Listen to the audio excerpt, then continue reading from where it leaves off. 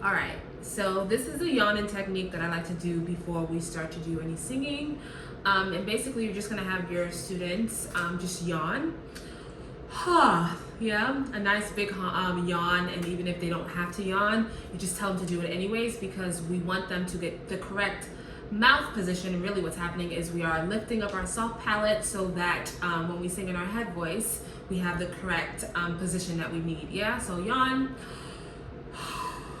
Yeah, yawn again. Yeah, and from there, you can add like an audible sigh. So it'll be like, yeah,